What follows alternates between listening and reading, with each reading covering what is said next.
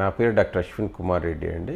ఈ robotic surgery అనేది ఏంటంటే ఇది లాస్ట్ 1 or 2 years నుంచి చాలా పాపులర్ అయిందండి. ఇది చాలా వరకు ఈ రోబోటిక్ సర్జరీ అనేది ఆర్థోపెడిక్స్ వరకు వచ్చే వరకు ఎక్కడైంది మనకి కీలు మార్పిడి, మోకాలు మార్పిడి కానీ, తుంటి మార్పిడిలు కానీ ఏంటంటే విరివిగా వాడడం జరుగుతుంది. ఓకే, మనకి 20 నుంచి 25 సంవత్సరాల వరకు క్రితం మనకి ఏదైతే టీకేఆర్ అంటే మోకాలు మార్పిడి ఏదైతే శస్త్రచికిత్స వచ్చిందో దాని తర్వాతనే ఏమవుతుందంటే రకరకాల ఇంప్లాంట్స్ కానీ, ప్రోస్థిస్లు కానీ, లోపల అమర్చే పరికరాలు దాంట్లో కూడా మార్పులు చెందినాయి. దాని తర్వాత ఏంటంటే టెక్నాలజీ అడ్వాన్స్మెంట్స్ మధ్యన మనకి ఏమైందంటే నావిగేషన్ సిస్టమ్ అని వచ్చింది. దాని తర్వాత ఇప్పుడు రోబోటిక్ సిస్టమ్ అని వచ్చింది. ఈ రోబోటిక్ సిస్టమ్ అంటే రోబోట్ ఏం చేయదు మామూలుగా, అన్నీ రోబోట్ చేయాలనేది ఏం లేదు. ఆ స్పెసిఫిక్ కొన్ని పాయింట్స్ ఉంటాయి మామూలుగా, అంటే ఎక్కడ ఏ లెవెల్లో మనకి ఏంటంటే ఎముకలనేది మనం కట్ చేయాలా, ఎంత ప్రిసైజ్గా కట్ చేయాలనేది మనకి ఏంటంటే ఈ రోబోటిక్ ద్వారా మనం ఏంటంటే మనం దాన్ని తెలుసుకోవచ్చు దాన్ని. ఓకే, దాన్ని మనం ఏంటంటే ఈ రోబోటిక్ ద్వారా చేస్తే ఏమంటే the results will be proper cut ఉండేసి ద రిజల్ట్స్ బాగుంటాయి అనే దాని మూలంగా ఈ రోబోటిక్ అనేది మొత్తం ఏంటంటే ప్రపంచవ్యాప్తంగా అభివృద్ధి చెందుకుంటూ ఇప్పుడు విరివిగా జరుగుతున్నాయి.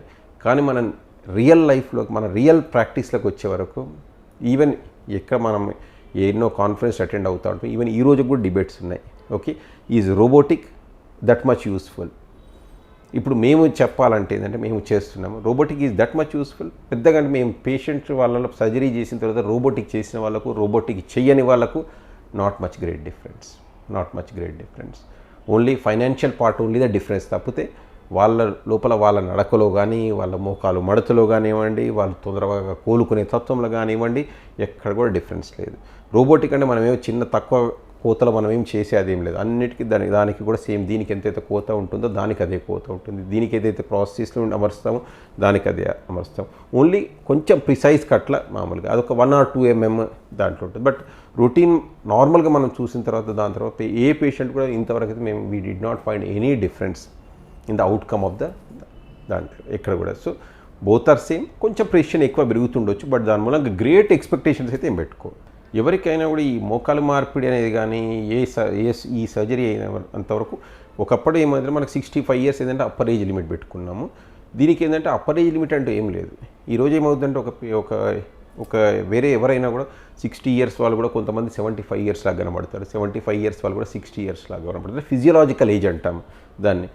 ఒక్కసారి మనకు పేషెంట్ నాన్ డయాబెటిక్ అయ్యి, ఈవెన్ డయాబెటిక్ అయినా ప్రాబ్లం లేదు, ఇన్సులిన్ మీద లేకుండా, ఓకే, వేరే ఇతరత్ర ఆరోగ్య సమస్యలు, తీవ్రమైన ఆరోగ్య సమస్యలు లేకుండా ఉంటే, ఎక్కువ బరువు లేకుండా ఉంటే ఆల్మోస్ట్ మనం ఇప్పుడు 77-78 years వరకు కూడా మనకు మోకాలు మార్పిడి ఆపరేషన్ చేస్తూ ఉన్నాం. కాకపోతే పేషెంట్కి అది ఇతరత్ర వేరే ఆరోగ్య కారణాలు, ఆరోగ్య సమస్యలు ఉండి, ఈ మధుమేహం కానీ, ఇన్సులిన్ మీద కానీ ఉండి, రిస్క్ ఫ్యాక్టర్లు మామూలుగా ఎక్కువ ఉన్నప్పుడు ఏమైందంటే చాలా వరకు అయితే 70 years కట్ ఆఫ్ అనేది మనం పెట్టుకుంటాం. ఇదేంటంటే ఒక పేషెంట్కి ఒక లిమిటేషన్ అంటూ ఏమి లేదు. అది మన ఏజ్ను, మన యాక్టివిటీని, మనకున్న ఇతరత్ర ఆరోగ్య సమస్యలు మనం దాన్ని క్రోడీకరించుకొని మనం ఏజ్ లిమిట్ అనేది మనకు పెట్టుకునేది, కానీ ఇది ఇంతవరకే చేయాలనేది ఏమీ లేదు అక్కడ.